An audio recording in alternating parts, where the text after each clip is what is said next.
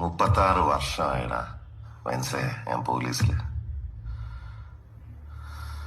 ഇതിനിടയിൽ പുറത്ത് അറിയുന്നതും അറിയാത്തതുമായ പല ചെറ്റത്തരങ്ങളും ഞാൻ ചെയ്തിട്ടുണ്ട്.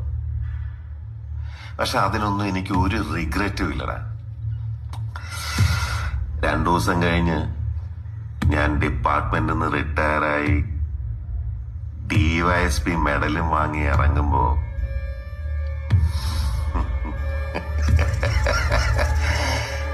ജോർജ് സാറ് പഴയ ജോർജ് സാറ് തന്നെയാണ്.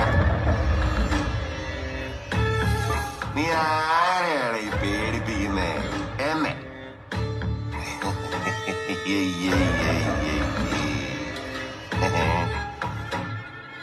നിന്നെ കാണാൻ ജോർജ് സാർ ഇവിടെ വന്നിട്ടുണ്ടേ.